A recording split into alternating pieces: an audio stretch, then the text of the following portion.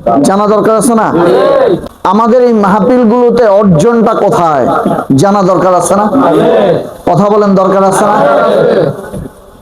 বন্ধুরা আমার, আমরা এমন এমন আল্লাহর ওলিদের কাছ থেকে, এমন এমন আল্লাহর মকবুল বান্দাদের থেকে আহলে বায়াতের মহব্বত শিখেছি, যারা বলতেন তুমি যখন অসুস্থ হবা, তুমি আহলে বায়াত পাক পাঞ্জতনের নাম লিখে ওই পানিটা ধুয়ে খেয়ে ফেলো, আমার আল্লাহ যত জটিল রোগই হোক না কেন সুস্থ করে দেবে।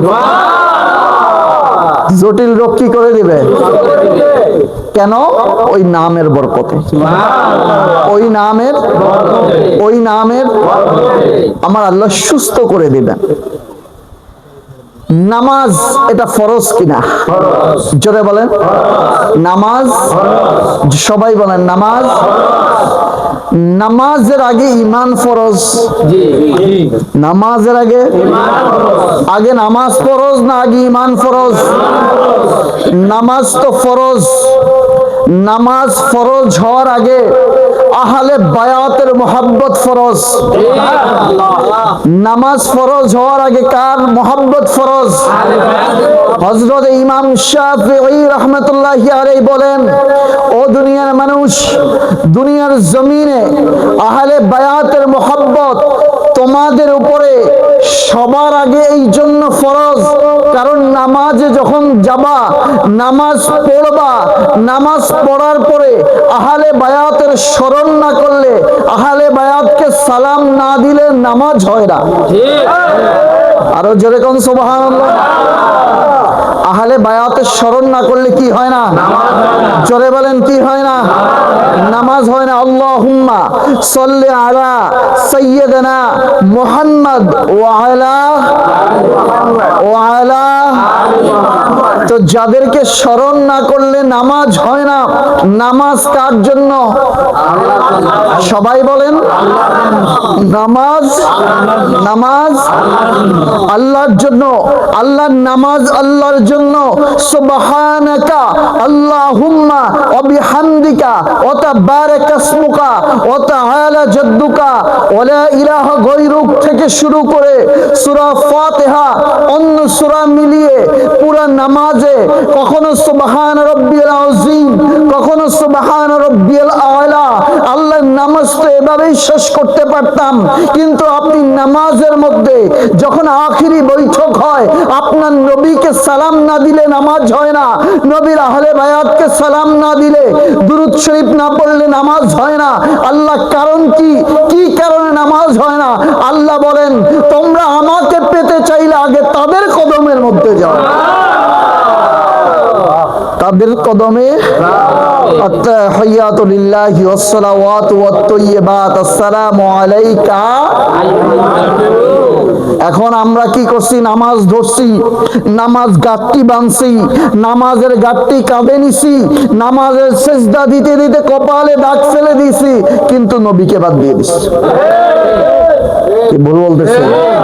নামাজ ধরেছি, কিন্তু নামাজের মধ্যে যাকে আসসালামু আলাইকা আইয়ুহান নবী, হে নবী আপনাকে সালাম, নামাজের বাহিরে ইয়া নবী সালাম আলাইকা বললে আর ভালো লাগে না। কথা বলেন। নামাজের ভিতরে ইয়া নবী সালামু আলাইকা, আপনি বলছেন আসসালামু আলাইকা আইয়ুহান নবী, নামাজের বাহিরে ইয়া নবী বললে আর ভালো লাগে না। বোঝা যায় গোপনে গোপনে ভালো লাগে, ওপেনে ওপেনে ভালো লাগে। তো আমরা দোয়া করি গোপনে গোপনে নবীকে যেভাবে সালাম দেয়, আল্লাহ যেন তাদেরকে ওপেনে ওপেনে দেওয়ার তৌফিক দান করে। আরো জোরে কন। শুধু গোপনে দিলে হবে? এই জন্য নামাজ ধরেছি, নবী ছেড়ে দিয়েছি। নামাজ ধরেছি, নবীর আহলে বায়াত ছেড়ে দিয়েছি। এই ছেড়ে দেওয়ার কারণে নামাজে আর মজা। কারণ নামাজ যাদেরকে দিয়ে, যাদের কারণে নামাজ এসেছে, আরে আমরা সেই হুসাইনের কথা বলি। আমার নবী একদিন নামাজ পড়ছেন, নামাজের সিজদায় গিয়েছেন। কোন রিওয়ায়াতে আসছে ইমামে হাসান, কোন রিওয়ায়াতে আসছে ইমামে হুসাইন। আমার দুইজনের মধ্যে পার্থক্য করে লাভ কি? আমি মনে করি দুইজনেই, আমি মনে করি দুইজনেই। একজন ইমামে হাসান আর একজন ইমামে হুসাইন। ইমামে হুসাইন আমার নবী সিজদায় প্রতিদিন সুবহান রাব্বিয়াল আলা 3 বার, 5 বার, 7 বার, 11 বার পড়ে আমার নবী মাথা মোবারক উঠায়। আজকে আর উঠায় না, আজকে আর উঠায় না। জোরে বলেন, আজকে আর উঠায় না। হযরতে ইমামে হুসাইন কাদের উপরে আমার নবী সুবহান রাব্বিয়াল আলা, সুবহান রাব্বিয়াল আলা 3 বার, 5 বার, 7 বার, 11 বার, আর কত গোনা যায়, গোনা বাদ দিয়েছে। আরো জোরে গোনা। কাদের উপরে? ইমামে হুসাইন। কাদের উপরে? মুসলিম শরীফের মধ্যে হাদিসটা এসেছে, মুসনাদে আহমদের হাদিস। কাদের উপরে? ইমাম হুসাইন। যাইতে যাইতে সাহাবীরা পিছনে না, পড়তে পড়তে ক্লান্ত হয়ে সাহাবীরা চিন্তা করছে, আমার নবী কি দুনিয়া থেকে ইন্তেকাল করেছেন? নবী কি চলে গেল, না কাফেররা হামলা করলো? মনে করেন কত সময় হয়েছে, টেনশন কোন অবস্থায় গেছে। কাফেররা কি হামলা করলো, নবী কি দুনিয়া থেকে চলে গেল, মাথা মোবারক উঠায় না, ঘটনা কি? আমার নবী রাহমাতুল লিল আলামিন নামাজের সিজদায়। তো আমরা নামাজের মধ্যে গেলে আল্লাহ ছাড়া অন্য কাউকে চিন্তা করলে নামাজ থাকে না? জোরে বলেন না। তো আমার নবী নামাজ পড়ছেন, কাঁধে ইমামে হুসাইন, এতক্ষণ পর্যন্ত সুবহান রাব্বিয়াল আলা জবানে, আর দিলে চিন্তা হুসাইন কাঁধে। বন্ধুরা আমার নবী কি চিন্তা করে? এতক্ষণ চিন্তা করছে কার? এতক্ষণ আর হুসাইন কাঁদে 3 বার, 5 বার, 7 বার সুবহান রাব্বিয়াল আলা পড়ার পর এখন আর চিন্তা, এখন চিন্তা। ও বন্ধুরা আমার, যেই হুসাইনের চিন্তা নবী নামাজ করে, ওই নামাজ ধরে হুসাইন ছেড়ে দিলে এই নামাজের দাম আছে? জোরে বলেন, আছে? আমার নবী রাহমাতুল লিল আলামিন সাহাবী চিন্তা করলো ঘটনা কি, মাথা উঠায় দেখতেছে হুসাইন পিঠের উপরে খেলা করতেছে। দীর্ঘ সময় অতিবাহিত হলো, নামাজ শেষ হলো। নামাজ শেষ হওয়ার পর আমার নবীকে সাহাবীরা জিজ্ঞাসা করেন, আয়া কয়া রাসূলুল্লাহ, ফিদাকা আবি ওয়া উম্মি ইয়া রাসূলুল্লাহ, হুজুর আপনার কদমে আমার বাবা আমার মা কুরবান। ইয়া রাসূলুল্লাহ, ইয়া হাবিবাল্লাহ, হুজুর আপনি এত সময় পর্যন্ত নামাজে দেরি করলেন কেন? আপনি চাইলে তো হুসাইনকে নামায় নামাজ পড়তে পারতেন। আমি মনে মনে চিন্তা করেছি হুসাইনকে নামাবো, কিন্তু যখন হুসাইন খেলা করতেছিল আমি চিন্তা করলাম হুসাইনকে নামাবো, আর আল্লাহর সিজদা থেকে মাথা এখন উঠাচ্ছি না। চিন্তা করতে করতে জিবরাইল আসলো। জিবরাইল এসে বলছেন, ইয়া রাসূলুল্লাহ, ইয়া হাবিবাল্লাহ, হুসাইনকে নামানোর দরকার নাই, আপনার নামাজ তো আল্লাহর ভালো লাগে, আজকে হুসাইনের খেলাও ভালো লাগে।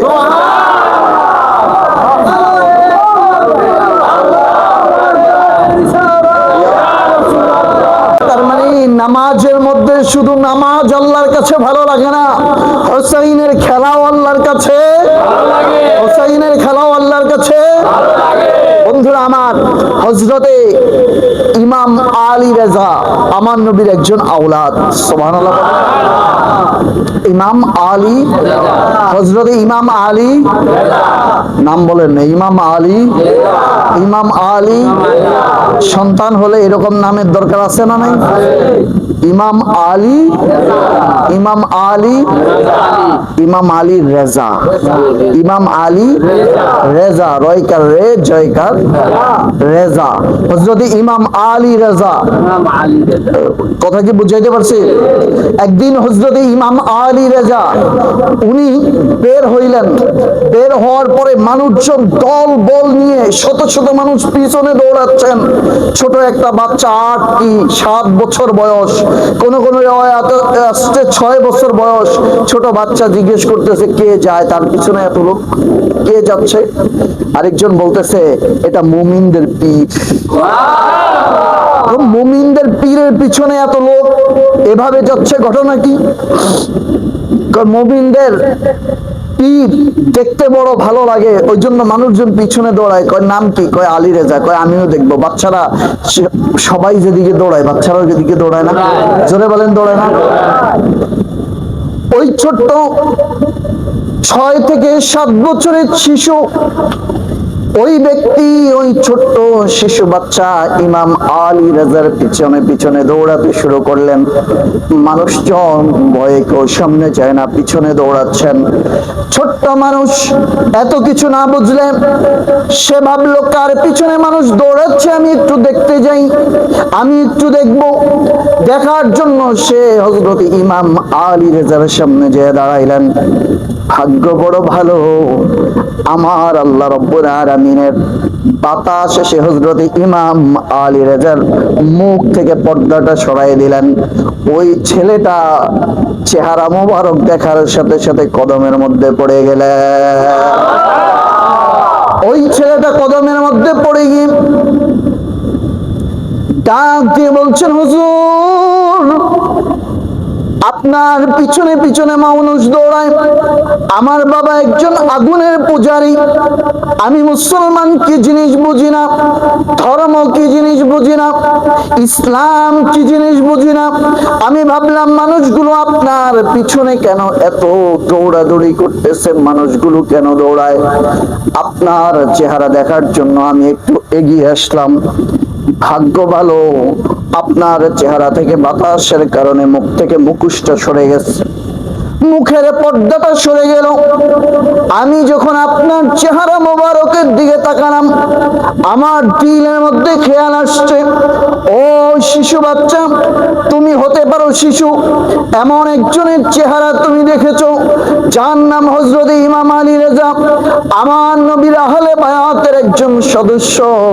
হযরত ইমাম আলী রাজার দিকে তাকায় ওই ছেলেটা বলেন, হুজুর আমি আর অন্য কিছু চাই না, ছোট্ট মানুষ, আপনি আমাকে একটু কালেমাটা পড়াইয়া দেন, লা ইলাহা ইল্লাল্লাহু মুহাম্মাদুর রাসূলুল্লাহ।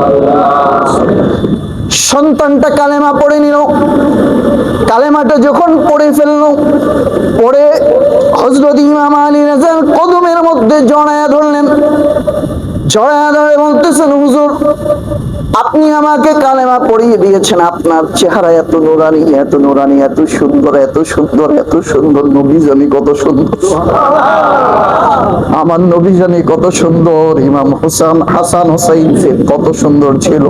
হযরত ইমাম আলী রাজার দিকে তাকায় বললেন, হুজুর আমার মা লাগবে না, আমার বাবা লাগবে না, আমার ভাই লাগবে না, আমার বোন লাগবে না, আমার পরিবার দরকার নেই, আমার কোনো কিচ্ছুর দরকার নেই। হুজুর, হুজুর গো, আজকে থেকে আপনি আমার মা, আপনি আমার বাবা, আপনি আমার জীবনের সব কিছু, আর আমি বাড়িতে ফিরে যেতে চাই না হুজুর, আপনার কদমের মধ্যে হাত দিয়েছি, বাকি জিন্দেগীর জন্য আপনার কদমের গোলাম বানায়া দেয়।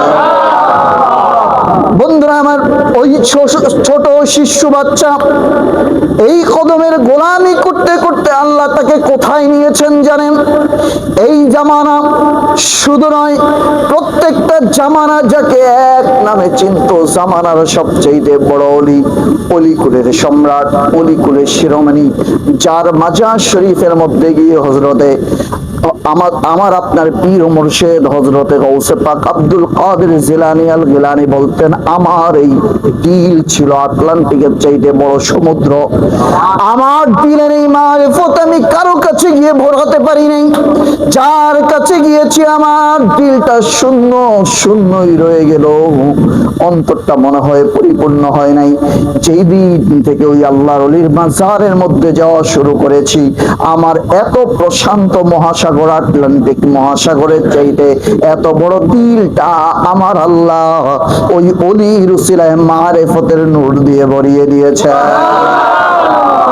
হুজুরে গৌসে পাক যার দরবারে যেতেন, হুজুরে গৌসে পাক যার দরবারের মধ্যে চিল্লা করতেন, একদিন দুই দিন নয়, বছরের পরে বছর চিল্লা করতেন, সে আর অন্য কেউ নয়, হযরত ইমাম মারুফ কারখি রাহমাতুল্লাহ আলাইহি বলি সুবহানাল্লাহ। হযরত ইমাম মারুফ কারখি রাহমাতুল্লাহ আলাইহি ছোট্ট মানুষ, খেদমত করতেছে, খেদমত করতেছে, খেদমত করতেছে, খেদমত করতে করতে একদিন বাগদাদের বাদশাহ উনি চিন্তা করলো, আমি সমুদ্রের মধ্যে একটু ঘুরতে যাব, বেড়াতে যাব, কিন্তু ভয় হয় সমুদ্রের বড় বড় ঢেউ ঝড় যদি আমাকে ডুবাইয়া নিয়ে যায়। দুনিয়ার যার সম্পদ যত বেশি, তার মরার ডর তত বেশি, ঠিক না? তার চিন্তা, আমি মরে গেলে আমার সম্পদ এগুলো হবে কি, এই চিন্তা তার ঘুম। উনি চিন্তা করলেন আমি কি করব। চিন্তা করতে করতে একজন পরামর্শ দিল, আপনি নবীর কলিজার টুকরা আওলাদ ইমাম আলী রাজার দরবারের মধ্যে যান। উনি দৌড়াতে দৌড়াতে আসলেন হযরত ইমাম আলী রাজার দরবারের মধ্যে। আসার পরে হযরতে মারুফ কারখি ওই জায়গার মধ্যে দাঁড়ায় আছে, দাঁড়ায় বলতেছে, আপনি কে? বলছে আমি জামানার বাদশাহ। কয় কেন এসেছেন? কয় একটু ইমাম আলী রেজার সাথে দেখা করব। কয় হুজুর নিষেধ করেছে কাউকে ভিতরে যাইতে দেওয়া যাবে না। কি সমস্যা আমাকে বলেন। বলছে সমস্যা হচ্ছে আমি সমুদ্রের মধ্যে ভ্রমণে যাব, যদি ঝড় বৃষ্টি তুফান চলে আসে তাহলে তো আমি ঝড় বৃষ্টির মধ্যে মারা যেতে পারি। আমাকে এমন একটা তাবিজ লিখে দেওয়া হোক, যে তাবিজ দিয়ে আমি যদি সমুদ্রের মধ্যে যাই, যদি ঝড় এসে যায়, তুফান এসে যায়, ওই তাবিজের উসিলা দিয়ে আমার আল্লাহ আমাকে বাঁচায়া দিবেন। উনি ঘরের ভিতরে গেলেন, একটা তাবিজ এনে হাতের মধ্যে দিলেন। দেওয়ার পরে বাচ্চা সমুদ্র ভ্রমণে বের হলো। সমুদ্র ভ্রমণে বের হওয়ার পর সমুদ্রের মধ্যে বিশাল ঢেউ, ঝড় চলে আসলো, সুনামি চলে আসলো, ঘূর্ণিঝড় চলে আসলো। ঘূর্ণিঝড় আসার পরে ওই লোকটা, ওই বাদশা, ও মনে মনে চিন্তা করলো কিভাবে বেঁচে যাওয়া যায়। ওই তাবিজের কথা মনে পড়লো, তাবিজটা বের করে হাত দিয়ে সমুদ্রের মধ্যে ছেড়ে দিলেন। সমুদ্রের মধ্যে ছেড়ে দেওয়ার সাথে সাথে সমুদ্র ঠান্ডা হয়ে গেছে। সমুদ্র ঠান্ডা, সমুদ্র কুল ঠান্ডা সমুদ্র হয়ে গেছে। ঝড়ের মধ্যে বিপদ হয় নাই, তার নৌকাটাও ডুবে যায় নাই, কোনো ক্ষয়ক্ষতি ছাড়াই ওই সমুদ্র ভ্রমণ শেষ করে উনি বাড়িতে এসে চিন্তা করলো, ইমাম আলী রেজা আমাকে একটা তাবিজ লিখে দিয়েছেন, এই উসিলায় আল্লাহ আমাকে নাজাত দিয়েছেন।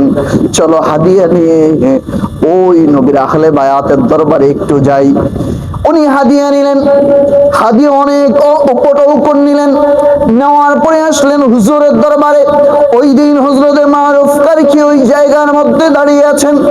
দাঁড়ানোর পরে জিজ্ঞেস করলেন আপনি কে? কয় আমি তো বাদশাহ। কয় কেন এসেছেন? কয় কিছুদিন আগে আমি সমুদ্র ভ্রমণে যাওয়ার আগে এসেছি, হুজুর আমাকে একটা তাবিজ দিয়েছে। ওই তাবিজের উসিলায় আমি যখন তাবিজটা সমুদ্রের মধ্যে ছেড়ে দিয়েছি, উত্তাল সমুদ্র মুহূর্তেই ঠান্ডা হয়ে গেছে। উত্তাল সমুদ্র মুহূর্তের মধ্যে ঠান্ডা হয়ে গেছে। আমি ওই জন্য হুজুরের কাছে উপটৌকন নিয়ে এসেছি। সাথে সাথে হযরতে মারুফ কারখি ডাক দিয়ে বলে আলহামদুলিল্লাহ, আলহামদুলিল্লাহ, আলহামদুলিল্লাহ। ওই বাদশা ডাক দিয়ে বলেন তুমি আলহামদুলিল্লাহ কেন বলছো? ওই দিন ঘটনাটা ঘটেছে হযরতে, আমি যখন ঘরের মধ্যে গেলাম, হযরতে ইমাম আলী রাজা সিজদার মধ্যে কান্নাকাটি করতেছে। আমি ওই অবস্থার মধ্যে হুজুরকে এক ডাক না দিয়ে চিন্তা করলাম, হুজুরের জবানে সকাল থেকে সন্ধ্যা আমাকে বারবার বলে মারুফ আমার জন্য পানি আসো, পানি নিয়ে আসো, মারুফ তুমি আমার জন্য বিছানাটা ঠিক করে দাও, মারুফ আমি ওযু করব, মারুফ খানাটা রান্না করে, এইভাবে সারাদিন মারুফ মারুফ ডাক দেয়। আমি চিন্তা করলাম যেই জবানটা হচ্ছে নবীর আওলাদের জবান, নবীর আওলাদের জবানের মধ্যে এই মারুফ মারুফ নামটা নিতে নিতে আল্লাহর কাছে এই নামটা মকবুল হয়েছে কিনা, আল্লাহর কাছে নামটা মকবুল হয়েছে কিনা এটা পরীক্ষা করার জন্য আমি আমার নাম লিখে দিলাম মারুফ। মারুফ নামটা লিখে দেওয়ার পর আপনি যখন সমুদ্রের মধ্যে গেলেন, সমুদ্র থেকে বেঁচে আসলেন, আমি বুঝতে পারলাম হযরত ইমামে হোসেনের আওলাদের জবান এমন এক জবান, যে জবান দিয়ে আমাকে মারুফ ডাকতে ডাকতে আমার আল্লাহ এই নামের মধ্যে এমন বরকত দিয়েছেন, সমুদ্রের উত্তাল ঢেউয়ের মধ্যে মারুফ নামটা যদি ছেড়ে দেওয়া হয়, উত্তাল ঢেউগুলো মুহূর্তের মধ্যে ঠান্ডা হয়ে যায়। তাহলে বাবারা আমার, বন্ধুরা আমার, তাহলে আমি আপনাদেরকে প্রশ্ন করি, যদি হযরতে মারুফ কারখি রাদিয়াল্লাহু তাআলা আনহুর জামানার মধ্যে হযরত ইমাম আলী রাজা বারবার ওনার নামটা জবানে নিতে নিতে আল্লাহর কাছে যদি এত বড় মকবুল হয়ে যায়, আমার নবী যেই নুরানি জবান মোবারকে হাসান হাসান ডাক দিয়েছে, হুসাইন হুসাইন ডাক দিয়েছে। আচ্ছা বলেন তো, ইমাম হাসান হুসাইনের নাম যেই জবানে ডাক দিয়েছে, এইটার দাম কত বেশি? বলেন কত বেশি? এটা বলার কোন সুযোগ আছে? এত বেশি নাম দামি হয়েছে।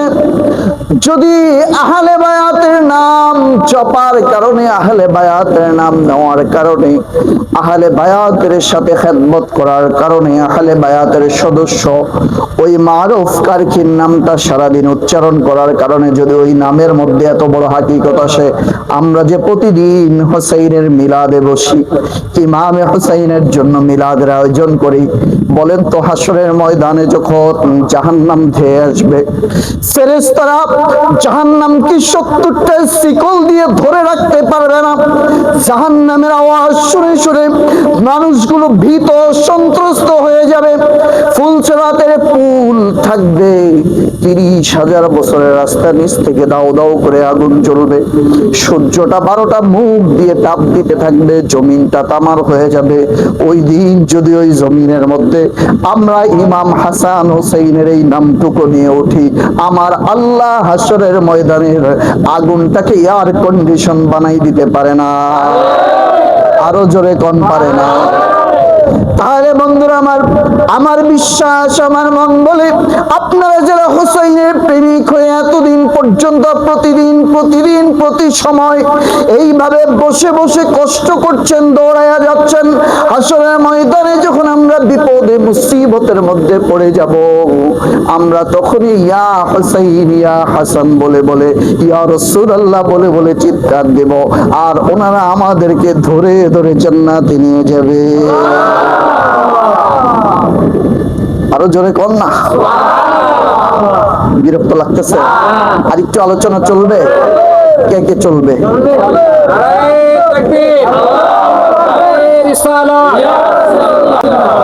বন্ধুরা আমার, তার মানে আমরা যে আহলে বায়াতের স্মরণে মাহফিল গুলো করছি, আমাদের লাভ না লস? জোরে বলেন, লাভ না লস? বন্ধুরা আমার, এনাদের শান মান হাসরের ময়দানের মধ্যে অবস্থা কেমন হবে, ছোট্ট একখানা হাদিস আমি আপনাদেরকে শোনায়া দিয়ে যাই। বন্ধুরা আমার, ওই দিন অবস্থাটা কেমন হবে? একদিন হযরত আলী রাদিয়াল্লাহু তাআলা আনহু স্বপ্নে দেখলেন। কি দেখলেন? জোরে বলেন। হযরত আলী রাদিয়াল্লাহু তাআলা আনহু স্বপ্নে দেখলেন, সকাল যখন ভোর হয়ে যায়, আম্মা জান ফাতেমাকে ডাক দিয়ে বলেন, ওগো আমার প্রাণের স্ত্রী, কলিজার টুকরা স্ত্রী, তোমার সাথে আমার একটু কথা আছে। বলে, কি কথা? কই, তোমার সাথে আমার কথা। আমি গতকালকে রাতে স্বপ্ন দেখেছি। কই, কি স্বপ্ন দেখেছো? কই, আমি দেখলাম হযরত সুলাইমান আলাইহিস সালাতু ওয়াস সালামের মেয়ের বিয়ে হয়েছে। কার? সবাই কোন? হযরত সুলাইমান আলাইহিস সালাতু ওয়াস সালামের মেয়ের বিয়ে হয়েছে। এত শান শৌকতে দরবার সাজানো, আমি দেখে তাজ্জব হয়ে গেলাম। আমি যখন হযরতে সুলাইমান আলাইহিস সালাতু ওয়াস সালামের মেয়ের স্বামীর সাথে আমার দেখা হলো, তাকিয়ে দেখি হযরতে সুলাইমান আলাইহিস সালাম তাকে স্বর্ণের জুতা উপহার দিয়েছেন। স্বর্ণের জুতা দেখলাম, শুধু স্বর্ণের জুতা দেখি নাই, মাথার মধ্যে একখানা মুকুট আছে, মুকুটের মধ্যে বড় বড় হীরা মণি মুক্তা আছে। এত দামি দামি হীরা মণি মুক্তা আছে, এক একটা মণি মুক্তা দিয়ে পৃথিবী কেনা যায়, এত দামি। আমি এটা দেখলাম। হযরতে আম্মা জান ফাতেমা জোহরা রাদিয়াল্লাহু তাআলা আনহা কোন কথার উত্তর না দিয়ে চায় নামাজের মধ্যে বসে নামাজ পড়ে সিজদায় গিয়ে বলতেছেন, আল্লাহ, ও আমার আল্লাহ, আমার নবী রাহমাতাল লিল আলামিন, যেই নবীর উসিলায় সুলাইমান আলাইহিস সালাতু ওয়াস সালাম বাদশাহী পেয়েছে, যেই নবী রাহমাতাল লিল আলামিনের উসিলায় কুল কায়নাত আপনি আল্লাহ বানিয়েছেন, দিয়েছেন। আমার বাবা রাহমাতুল লিল আলামিন আমাকে যখন বিয়ে দিয়েছেন, এইরকম কোন শান শৌকতের কোনো কিছু দিতে পারে নাই। আল্লাহ আমার স্বামীটার যেন মনে কোনো কষ্ট না হয়, স্বামীটা যেন মনের মধ্যে ব্যথা না পায়, এইরকম চিন্তা যেন তার মনের মধ্যে না আসে, এটা বলে চোখের পানি ছেড়ে ছেড়ে কান্দেন। ওই দিন চলে গেল, রাত গভীর হলো। রাতে ঘুম থেকে উঠে হযরতে আলী ডাক দিয়ে বলেন, ফাতেমা, ও ফাতেমা, আজকে আবার আরেকটা স্বপ্ন দেখলাম। ফাতেমা ডাক দিয়ে বলেন, স্বামী বলেন না, কি স্বপ্ন দেখেছেন আপনি? আমি স্বপ্ন দেখলাম জান্নাত, আল্লাহ রাব্বুল আলামিনের কিয়ামত হয়ে গেছে। কিয়ামত হওয়ার পরে আল্লাহ সবচেয়ে দামি জান্নাতটা আমাদেরকে দিয়েছে। দামি জান্নাতটা আমাদেরকে দিয়েছে। বন্ধুরা আমার, যদি মনে করেন আপনাদের বীরগঞ্জের মধ্যে সেরা একজন ধনী থাকেন, এরকম আপনাদের এইখানের মধ্যে মনে করেন অনেক ধনী একজন মানুষ থাকে না, এরকম ধনী একজন মানুষ, এই ধনী মানুষ তার একটা বিশাল বাংলো বাড়ি আছে। কি আছে? এখন আপনার প্রতিদিন যাইতে আইতে আপনি একজন মনে করেন প্রতিদিনের কাজ করেন, কামলা মানুষ অথবা ভ্যান চালান অথবা কৃষক মানুষ, প্রতিদিন দেখতেছেন যে এত সুন্দর বাংলো যদি একদিন রাইতে একটু ঘুমাইতে পারতাম। হয় না এরকম শখ? কথা বললে হয় না? বাংলো বাড়ি যদি একটু ঘুমাইতে পারতাম, মনের খায়েশ মিটে যদি একদিন একটু ঘুমাইতে দিত। কিন্তু দুর্ভাগ্য হলো সত্য, আমি যদি বাড়িতে ঢুকতে যাই, আমার যে পোশাক জামাটা ছেঁড়া, লুঙ্গিটাও ছেঁড়া, গেলে দারোয়ান আমার জীবনও ঢুকতে দিবে না, বাইরে করে দিবে, ঠিক কিনা? দারোয়ান ভুল করে আমারে ঢুকতে দিবে না, ধাক্কায় বাইর করে দিবে। আর আপনি ওই মানুষটা যদি, ওই বড় লোক মানুষটার সন্তানকে যদি প্রতিদিন স্কুলে নিয়ে যায়, আবার স্কুল থেকে নিয়ে আসেন, জামা কাপড়গুলো সুন্দর করে ধুয়ে দেন, জুতাগুলো ঠিক করে দেন, সুন্দর করে খেলার মাঠে নিয়ে যান, খেলার মাঠ থেকে নিয়ে আসেন, ধুলাবালু লাগলে সবকিছু পরিষ্কার করে দেন।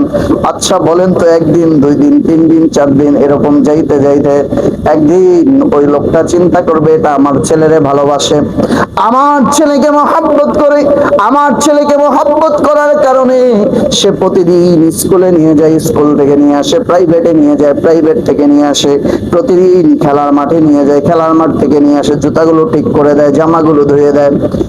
ওই লোকটাকে ডাক দিয়ে বলবে, তুমি আমার বাংলো বাড়িতে থাকো, তোমার আর কোথাও যাওয়ার দরকার নাই। তাহলে দুনিয়ার একজন মানুষ, সাধারণ মানুষ, তার বাংলো বাড়িতে থাকার জন্য যদি তার সন্তানকে ভালোবাসেন, বাংলো বাড়িতে থাকার স্বপ্ন পূরণ হয়ে যায়। আমাদের তো স্বপ্ন হয় আমার নবী যেই জায়গায় থাকবে, জান্নাতে নবীর যেই জায়গায় জায়গা হবে, ওই জায়গার মধ্যে আমাদের থাকার। কিন্তু আমরা তো গোলাপ, নবী হচ্ছেন মনিব, ওই জায়গায় তো থাকা সম্ভব না।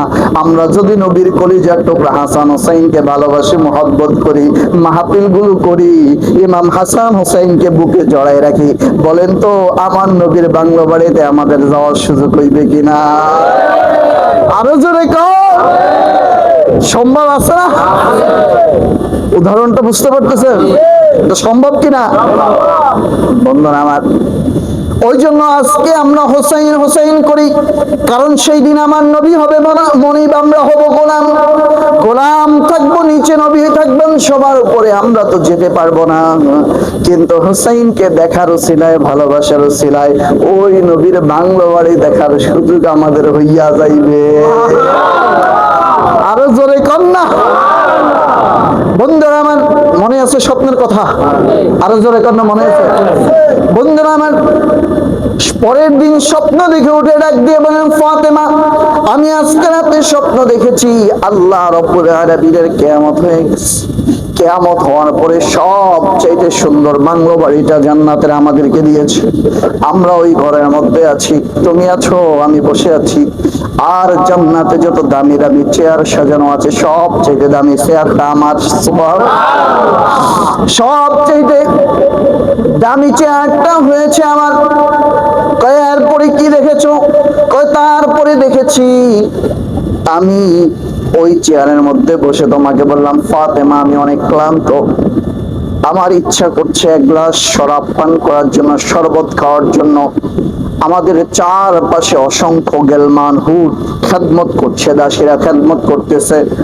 এই খেদমত করা অবস্থায় তুমি একজন দাসীকে ডাক দিয়েছো, এদিকে সবচাইতে সুন্দর দাসী ছিল সে, এত সুন্দর দাসী ছিল। ওই সুন্দর দাসীকে বলছো যাও হযরতে আলীর জন্য একটু শরবত নিয়ে এসো। ওই মেয়েটা শরবত নিয়ে এসেছে, তোমার হাতে শরবত পেশ করেছে, তুমি তার হাত থেকে শরবতটা নিয়ে আমাকে দিয়েছো, আমি শরবত পান করেছি, কলিজাটা ঠান্ডা হয়েছে। আর তুমি জিজ্ঞেস করলাম, ও আলী বলো তো এই মেয়েটাকে তুমি চিনতে পারতেছো কিনা? বলে না, এই মেয়েটাকে তো চিনি না। এই মেয়েটা হলো সেই মেয়ে, এই মেয়েটা হচ্ছে হযরতে সুলাইমান আলাইহিস সালাতু ওয়াস সালামের ওই মেয়ে, যার বাবা বিয়ের সময় তার স্বামীকে সবচেয়ে দামি মুকুট দিয়েছেন। ওই মেয়ে হচ্ছে আজকে আমাদের সবচেয়ে বড় দাসী। আরো জোরে কর, ওইটা হলো আমাদের। আচ্ছা বলেন, আর কোনো কষ্ট আছে? আগের দিনের স্বপ্ন পরের দিনের জবাব। সুবহানাল্লাহ। বন্ধুরা আমার, মদিনার জমিনের মধ্যে প্রচন্ড শীত পড়ছে, ঠান্ডার মধ্যে সবাই মুখ ঢেকে রাখছে। হযরতে ইমামে হুসাইন আলাইহিস সালাতু ওয়াস সালাম রাস্তা দিয়ে হেঁটে হেঁটে যাচ্ছেন। রাস্তা দিয়ে হেঁটে যাওয়ার সময় পিছন থেকে একজন বৃদ্ধ হাঁটতে পারে না, দৌড়ে দৌড়ে আসতেছে, কম্বল পেঁচানো, মুখের মধ্যে মুখটা লাগানো, ঠান্ডার দিন। আমরা কুয়াশার মধ্যে হাঁটলে পায়ের জুতার মধ্যে কিছু ময়লা জমে না? ওই বৃদ্ধ মানুষটা দৌড়ায় আসলেন, আয়েশা হযরত ইমামে হুসাইন আলাইহিস সালাতু ওয়াস সালামের কদমটা এভাবে ধরলেন, কদম মোবারক ধরে ওই জুতা মোবারক দিয়ে জুতা মোবারকের নিচে লেগে থাকা ময়লাগুলো তার পাগড়ি দিয়ে পরিষ্কার করতেছে।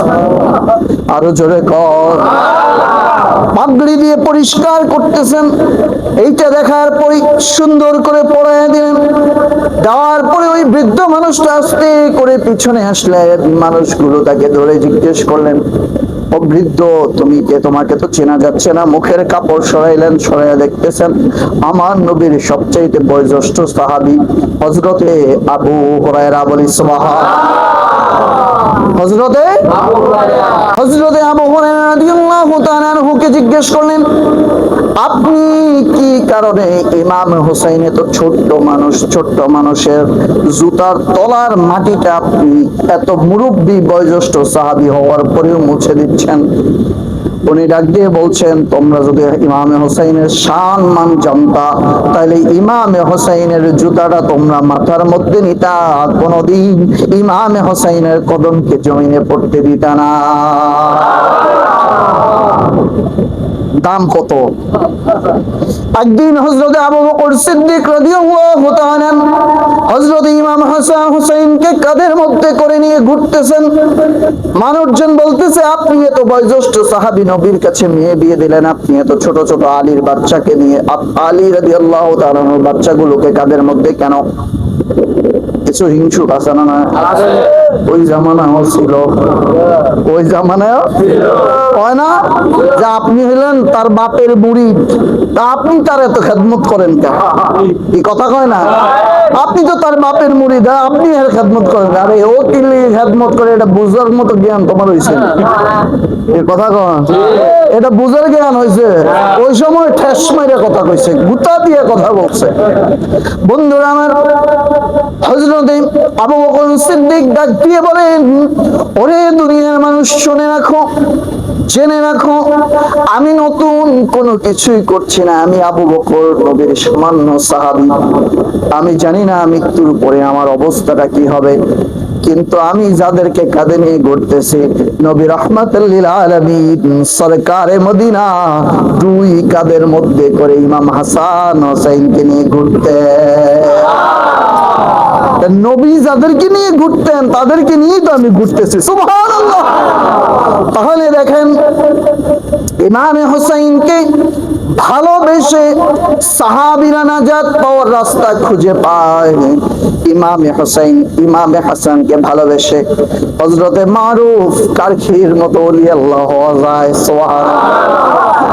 মনে রাখবেন, আপনি যত দামি মুরিদ হন না কেন, আপনার পীরের যে দরবারে থাকেন না কেন, আপনি আপনার পীরের যত ভালো মুরিদ হন না কেন, পীরের আহলে বায়াতের সাথে যদি সম্পর্ক ভালো না থাকে, আপনারও খবর আছে, আপনারও খাইতে হবে। মনে রাখবেন, মানুষের আহলে বায়াতকে ভালোবাসার কি দরকার? অনেকে প্রশ্ন করে না, বলে আহলে বায়াতকে ভালোবেসে কি হবে? নবী তো ঈমান। বেটা, নবী ঈমান, আর ঈমানের গ্যারান্টি হচ্ছে ইমাম হাসান হুসাইন। নবী ঈমান, ঈমানের গ্যারান্টি কে? নবীর আহলে বায়াত পাকে এরা হচ্ছে নবীর ভালোবাসা, নবীর ঈমানের গ্যারান্টি।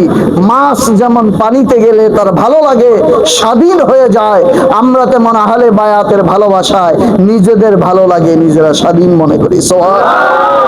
গোলামি যদি করতে হয় তাদেরই করতে চাই, ঠিক কিনা? জোরে বলেন। বন্ধুরা আমার, আলোচনা লম্বা নয়, সর্বশেষ আলোচনা করে শেষ করে দিতে চাই। যেহেতু আহলে বায়াতকে ভালোবাসলে কি পাওয়া যায়, এই আলোচনায় সর্বশেষ কথা হাদিসটা আপনারা শুনেছেন, শুধু একটু মনে করিয়ে দিতে চাই।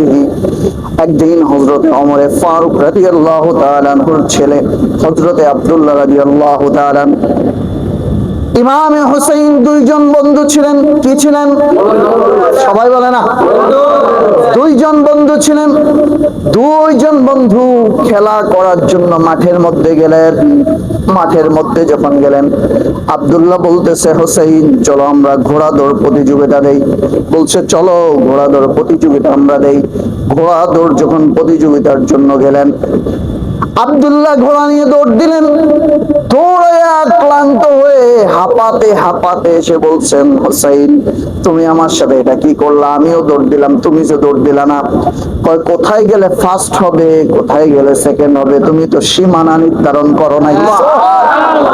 আরো জোরে আপনি বুঝতে পারে নাই, এটা এলেমের শহরের দরজা দিয়ে আসছে। বন্ধুরা আমার, গভীর মনোযোগ। হযরত ইমামে হুসাইন বলেন, সীমানা তো তুমি নির্ধারণ করো নাই, আমি অকারণে দৌড়াদৌড়ি কেন করবো? আমি অকারণে দৌড়াদৌড়ি করতে চাই না, কারণ সীমানা যদি নির্ধারিত না হয়, দৌড়াদৌড়ি করে কোনো তো লাভ নাই। তুমি বলছো কে আগে যেতে পারে, তাহলে সীমানা থাকা দরকার ছিল। সে রেগে যাওয়ার পর ইমাম হুসাইন ডাক দিয়ে বলেন, এই গোলামের ছেলে গোলাম, চুপ করে থাকো, আমার সামনে গলা উঁচু করে কথা বলিও না। এই ধমক দেওয়ার পরে হযরতে ওমরে ফারুকের ছেলে চিন্তা করলো, আমার বাবা অর্ধ পৃথিবীর খলিফা, মুসলমানদের বাদশা, দৌড়াতে কান্না করতে এসে ডাক দিয়ে বলছেন, বাবা আজকে খুতবা দেওয়ার দরকার নাই, আজকে আমার একটু বিচার করা লাগবে। হযরতে ওমরে ফারুক মিম্বারের মধ্যে দাঁড়ায় ছেলের দিকে তাকায় বলেন, বিচারটা কার? বিচারটা হচ্ছে ইমামে হুসাইনের বিরুদ্ধে। কার বিরুদ্ধে? ইমামে হুসাইনের বিরুদ্ধে বিচার। ইমামে হুসাইনের বিরুদ্ধে বিচার। কি বিচার? উনি মিম্বার থেকে নেমে গেলেন। মিম্বার থেকে যখন নেমে গেলেন, মিম্বার থেকে নেমে যাওয়ার পর উনি ডাক দিয়ে বলছেন, কি বিচার বলো? আব্দুল্লাহ বলেন, ইমামে হুসাইন আজকে আমাকে গালি দিয়েছেন, গোলামের ছেলে গোলাম বলে। আপনি হচ্ছেন অর্ধ পৃথিবীর খলিফা, অর্ধ পৃথিবীর শাসক, আমি কিভাবে গোলাম হলাম? এটা শোনার পরে খুতবা বন্ধ, খুতবা রেখে দিলেন। খুতবা রেখে দিয়ে বলছেন, আজকে বিচার হবে। আইনাল আলী, আলী কোথায়? আলী বলছেন, আমি আছি। আইনাল হাসান, হাসান কোথায়? হাসান বলে, আমি আছি। আইনাল হুসাইন, হুসাইন কোথায়? হুসাইন বলেন, আমি আছি। আপনি যেই কথাটা বলেছেন আপনি কি লিখে দিতে পারবেন? আমি লিখে দিতে পারবো। লিখে দেন। লিখে দিলেন যে আপনি আমার নানার গোলাম, ওই জন্য আপনার ছেলে গোলামের ছেলে গোলাম, এটা লিখে দিলেন। লিখে দিয়ে একটা সিগনেচার দিলেন। হযরতে আলীর কাছে গেলেন, হযরতে মাওলা আলী দেখে সিগনেচার করে দিলেন। হযরতে ইমামে হাসান দেখে সিগনেচার করলেন। বললেন তারপরেও হবে না, ফাতেমা রাদিয়াল্লাহু তাআলার কাছ থেকে সিগনেচার নিয়ে আসে। হযরতে মা ফাতেমা জোহরা রাদিয়াল্লাহু তাআলা সিগনেচার করলেন। সিগনেচার করার পরে ওই চিঠিটা বুকের মধ্যে জড়াই ইমাম হুসাইনকে আনজায়া ধরলেন। ইমাম হুসাইন রাদিয়াল্লাহু তাআলা আনহুকে জড়ায়া ধরে চিৎকার চিৎকার দিয়ে অর্ধ পৃথিবীর শাসক, যাকে দেখলে শয়তান ভয়ে ওই রাস্তায় 40 দিন পর্যন্ত যাইত না, ওই হযরতে ওমরে ফারুক হযরত ইমাম হোসেনকে জড়ায় ধরে বলছেন, ওরে হোসেন, আমি আপনার নানার গোলামি করেছি, গোপনে গোপনে ইসলাম চলেছে, আমি ওপেনে আজান দিয়েছি, খানায়ে কাবার সামনে আমি যখন আজান দিয়েছি, আমি ওমরের সামনে আবু জাহেল দাঁড়াতে পারে নাই, উতবা সাহেবা দাঁড়াতে পারে নাই, আমি অসংখ্য যুদ্ধ করেছি, নবীর পক্ষে এসে নিজের বাবার গর্দানের মধ্যে ছুরি চালিয়ে দিয়েছি, এত সব কিছু করার পর আমি আমার কবরের জিন্দেগি নিয়ে চিন্তায় ছিলাম, আমার কবর কি হবে, নবী আমাকে পরিচয় দিবে কিনা, নবী আমাকে তার উম্মত বলে পরিচয় দিবে কিনা, নবী তার সাহাবী বলে পরিচয় দিবে কিনা, আমি টেনশনের মধ্যে ছিলাম, হাসরের ময়দানের মধ্যে আমার কি পরিস্থিতি হবে, আমার কি পরিণতি হবে, ডান হাতে আমলনামা আসবে না বাম হাতে আমলনামা আসবে, আমি টেনশনের মধ্যে ছিলাম। ওরে ইমাম হোসাইন, আজকে যখন আপনি গোলামের সার্টিফিকেট দিয়েছেন, ও সাহাবীরা মনে রেখো, আমি যখন ইন্তেকাল করব, তোমরা এই লেখাটুকু, এই সিগনেচার সহ আমার কাফনের কাপড়ের মধ্যে ঢুকায়া দিবা, ঢুকায়া দিয়ে আমি কবরে যাওয়ার পরে যখন মুনকার নাকির প্রশ্ন করতে আসবে, আমি মুনকার নাকিরকে কাগজটা বের করে দিয়ে বলবো, প্রশ্ন করিস না, হুসাইন গোলামের সার্টিফিকেট দিয়ে গেছে।